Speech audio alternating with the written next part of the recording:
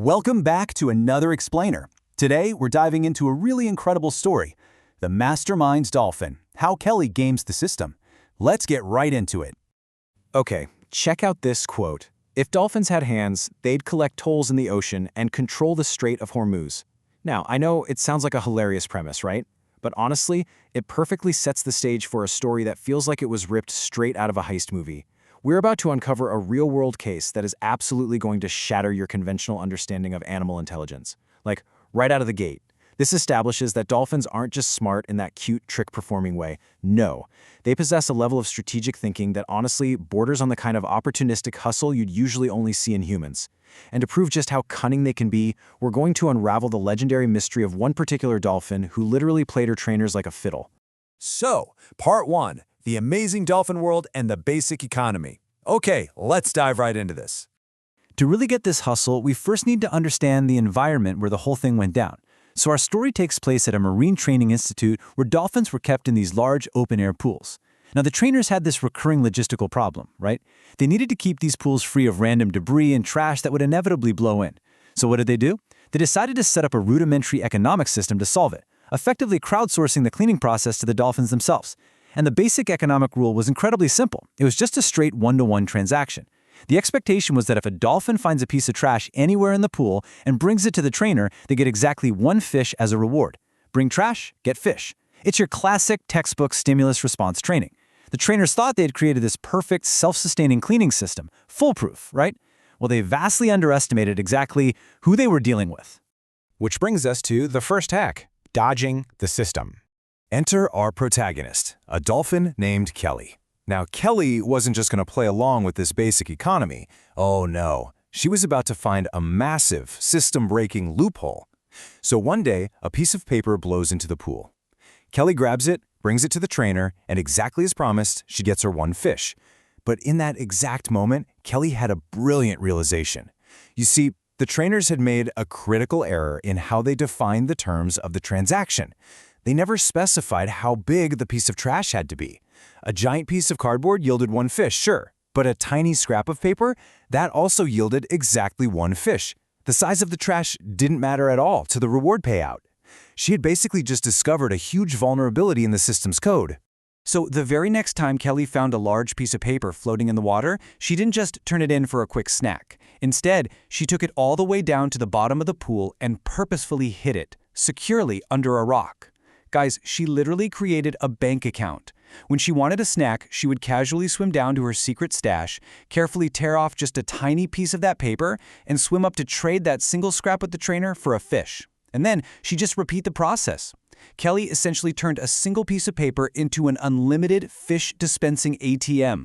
I mean, she was exhibiting incredible delayed gratification and problem-solving skills, completely hacking the system to maximize her profit while minimizing her effort. The trainers were baffled at first. They were wondering where all these tiny scraps of paper were suddenly coming from, completely unaware they were being outsmarted by an absolute mastermind. And that leads us perfectly into Mastermind Kelly's final game. Because, hacking a system is one thing, but completely rewriting the rules, that is another level entirely. And it turns out that elaborate paper trick was really just her warming up. Kelly was about to level up her strategy from simple loophole exploitation to completely bending the economy to her will. So one pivotal day, a bird unfortunately flies a little too close to the pool area, and Kelly somehow manages to catch it. Now, instead of playing with it or eating it like you'd totally expect an animal to do, she brought this bird directly to her trainer. She offered it up as if it were a piece of trash, essentially waiting to see what the market would bear for this highly unusual item. And this single, bold move completely shattered the existing economic model of the pool. All of a sudden, the entire market changed. Previously, remember, one piece of trash equaled one fish. But when Kelly turned in that bird, the trainer was so genuinely shocked and impressed by this completely unexpected catch that they rewarded her with a massive jackpot. We're talking a huge handful of fish all at once. And Kelly's analytical brain instantly processed this new data point. The paradigm had shifted. The market value for a bird was exponentially higher than a piece of paper. She learned right then and there that birds equal a massive, unprecedented payout. But this raises a fascinating and frankly slightly terrifying question.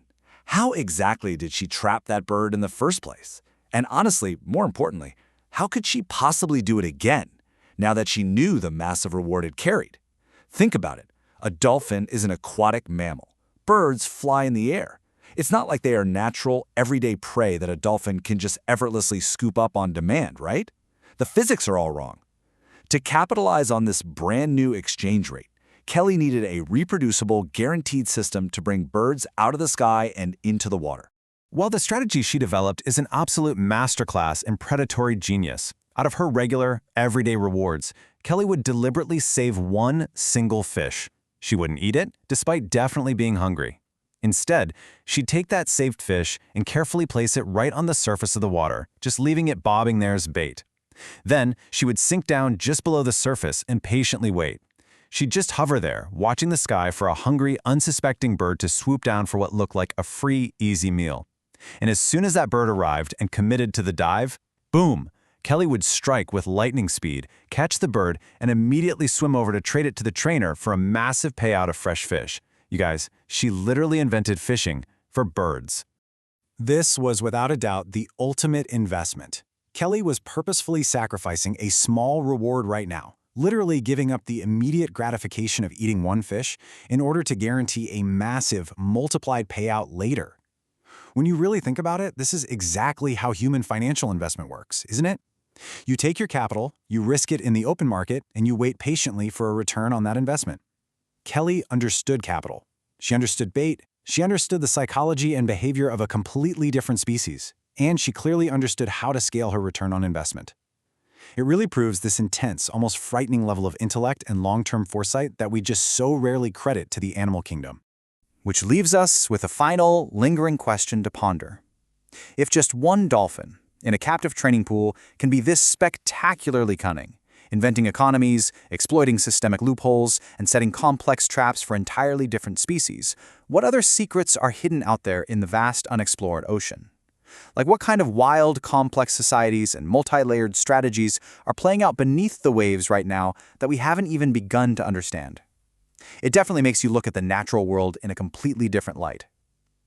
Well, thank you so much for joining me for this explainer. Keep asking questions, and I'll